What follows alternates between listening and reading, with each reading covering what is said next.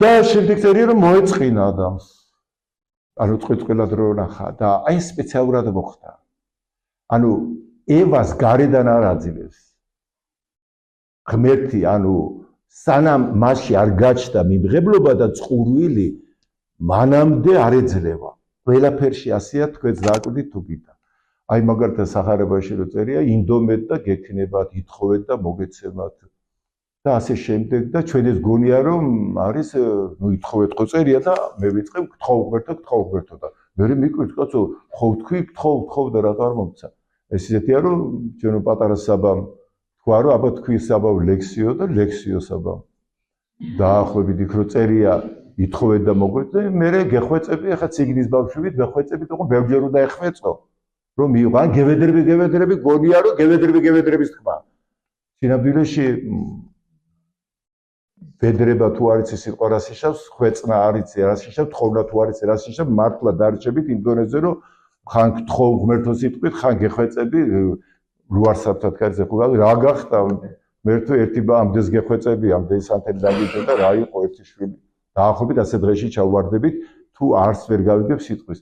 თუ იცით აბა ვედრება რას ნიშნავს სიტყვა ვედრი. აი მაგალითად სახარებაში წერია გავედრებ შენ ჩემ შვილს ონისიმეს რომელიც მე ვშობე ციხეშიო ეუბნება პავლე ეუბნება ასე რა ქვია ფილიმონს. ვედრი ძველ ქართული სიტყვის ლექსიკონი ნახეთ ილია აბულაძე გინდა დაგუგლეთ. ვედრი არის გადმოხვეწილი შესავედრებელი ნიშნავს ვედრად მიღებელი ნიშნავს რომ შენ ამ უპატრონოს რომის შორი ქოხი და მოვიდა რაღაცის გამო გადმოიხვეწა შენთან მოვიდა და ვედრად უნდა მიიღო ანუ შეიკედლო შესაკედლებელი საპატრონო და რაღაცა ესეთი. ანუ გავედრებ ონისიმეს ნიშნავს გაბარებ. გავედრების კი არა პავლე თქვა გევედრები მიიღეთ ონისიმო. ვედრად გაძლევთ. აი რა არის. იქიდან არის ხვედრიც. შესაბამისად რა ყოფილა გევედრები? ღმერთო ვედრად გეძლევი ღმერთო. ეს არ არის მარტო სიტყვით თქვა, ეს არის გადაწყვეტილება. თუ გადაწყვეტილება არ არის ვერც მიიღებ, ანუ შენ მართლა ჩაბარდი ვედრად ღმერთს. მართლა უპატრონო ხარ, მიხვედი იქამდე რომ სამყარო ვერ გიტევს, ვერ გაძლევს, რაც გიდოდა და ერთადერთი რჩება რომ ჩაბარდე ვედრად იმას. აი მაშინ მიიღებ. მეორე ხვეწი, გეხვეწები ბიძია ბაბუა. ლამაზ თვალები ჭირმეთი 5-10 თეთრ და ის კიდე ნახე როგორია, რაც არ უნდა ეხვეწო, არ გაძლევს და მე ადამიანი ებუტება ღმერთს. ხვეწი რა არის, აბა? შალაშიდი დასახვეწი ინსტრუმენტს ქვია ხვეწი, რომელიც ხვეწავს ხეს. რას ნიშნავს დახვეწა? ანუ რამდენი კორძები აქვს, ქერქი აქვს, რაღაცები აქვს, იმას ისა მოჭრია ხეს, მაგრამ მოჭრილი ხე არ ვარ გაკაცო კედელად, ისა იმას ახვეწავენ, აი ხვეწი არის ესე. ანუ გეხვეწები რასია? გეძლები დასახვეწად. 64 რა არის ადგილი? დახვეწის ადგილი, რაფინირების ადგილი. ებრაულად განედენ ერთი არის სანეტარო ადგილი და 64 მე გითხარით თქვენ არის მოთხვიციარული, ეს არის სასეირნო ადგილი, დიახ, მაგრამ ეს იმის მერე რაც დაიხვეწები. ჩვენთვის წუთისოფელი რატო არის ოფლისა და შრომის ადგილი? იმიტომ კი არა ღმერთმა გააკეთა ასე.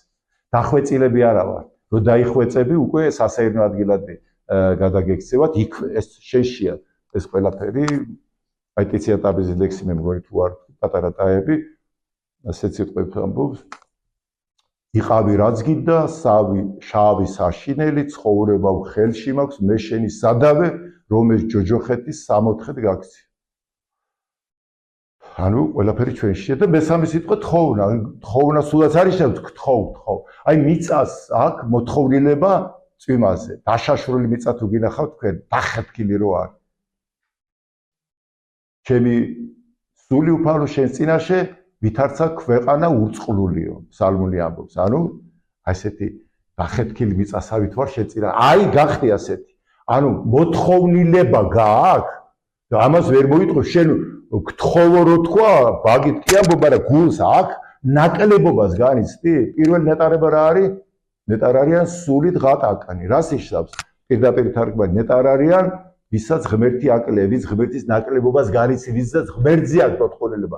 გააქვთ თქვენ წყალზე მოთხოვნილება, როცა მაგრად წყურია. აი როგორ გაქვთ მოთხოვნილება? ფაქტიურად წყალი და შენ ერთი ხარ. აი რას ნიშნავს ითხოვე და მოგეცემა. აი რას ნიშნავს ევედრეთ ღმერთს და ასე შემდეგ. აი ეს დავიმახსოვროთ, რომ